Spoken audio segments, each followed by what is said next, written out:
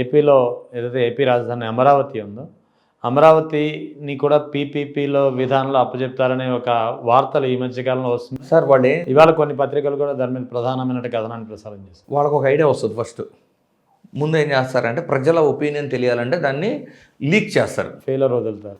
ఫీలర్ వదులుతారు. వదిలిన తర్వాత ఏమైంది, దాని మీద వచ్చిన వ్యతిరేకతను బట్టి ఇది అసలు అసత్యం, ఫ్యాక్ట్ చెక్ లెక్క ఇది అసత్యం అని చెబుతారు. ఎందుకంటే ఎక్కడా లేనిది పీపీపీ మోడల్ రాజధానికి ఏంటి సార్? ఒకవేళ పీపీపీ మోడల్లో రాజధాని అంటే ఏం చేయగలరు? ఒక ప్రైవేటు వ్యక్తి లాభం లేకుండా ఏది చేయడు కదా. ఇప్పుడు ఒక రోడ్డుని మనం ప్రైవేట్ అతనికి ఇస్తున్నాము అంటే అతను ఏం చేస్తున్నాడు, రోడ్డుకి అయ్యే ఖర్చుని ఎలాగూ టెండర్ రూపంలో గవర్నమెంట్ పే చేస్తుంది.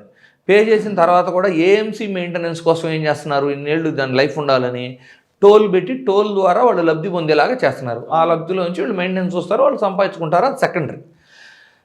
అలాగే ఒక హైదరాబాద్ మెట్రోని తీసుకుందాం ఎగ్జాంపుల్. 10 ఏళ్ళు పట్టినా కూడా దాని మీద వచ్చే రెవెన్యూ వాళ్ళదే కదా. లేదు జిఎంఆర్ వాళ్ళ ఎయిర్పోర్ట్ తీసుకుందాం, లేదు మొన్న భోగాపురం ఎయిర్పోర్ట్ ఎగ్జాంపుల్ తీసుకోండి, లేదు శంషాబాద్ ఎయిర్పోర్ట్ తీసుకోండి. వాళ్ళు పెట్టుబడి పెడతారు, ప్రభుత్వం ఏమో ల్యాండ్ ఎక్విజిషన్ చేసి ల్యాండ్ ఇస్తుంది, ఎయిర్పోర్ట్కి అయ్యే ఇన్వెస్ట్మెంట్ అంతా వాళ్ళు పెడతారు, ప్రభుత్వం ఏమో పర్మిషన్స్ ఇప్పిస్తుంది. బట్ దాని మీద వచ్చే రెవెన్యూ మేజర్ షేర్ అంతా కూడా షేరా ఫుల్లా అది ఆ రోజు రాసుకున్న టర్మ్స్ని బట్టి ఉంటుంది, అవును, అగ్రిమెంట్ ప్రకారం. సో ఇది ప్రైవేట్ మోడల్ అంటే, పీపీపీ మోడల్ అంటే. మరి అమరావతిలో చేయడానికి ప్రభుత్వం రన్ చేసే ఇన్స్టిట్యూషన్స్, సచివాలయాన్నో అసెంబ్లీనో వీటిని ప్రైవేటీకరణ చేయలేవు కదా.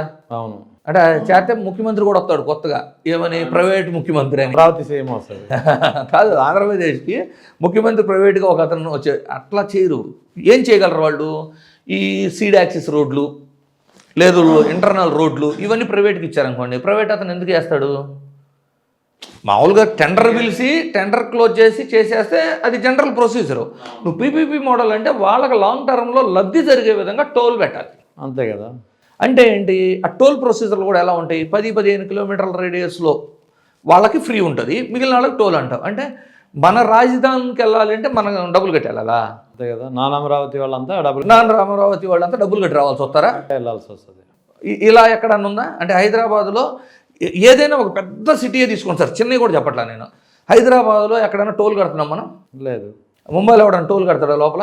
లేదు. మరి ఏ ఆలోచన ధోరణికి వెళ్ళి వీళ్ళు అమరావతిలో పీపీపీ మోడల్ అంటారు? అంటే ప్రైవేట్ అతనికి revenue generation, long term benefits లేకుండా ఎవరు రారు కదా. సో ఒక లీక్, ఇన్ఫర్మేషన్ లీక్ లాగా వాళ్ళ ఇంటెన్షన్ లీక్ చేస్తారు. దీని మీద వచ్చే వ్యతిరేకత ఇది ఒక ఫేక్ ఇన్ఫర్మేషన్ అంటారు. వీటిలో ఇంకోటి ఏంటంటే డైవర్షన్ పాలిటిక్స్ ఉంటాయి. మళ్ళీ అందరూ ఇప్పుడు దీని మీద మాట్లాడుకుంటూ ఉంటారు, యాక్చువల్గా జరిగిన డ్యామేజ్ని కవర్ చేసుకుంటూ వెళ్ళిపోతారు దీంట్లో. ఓకే.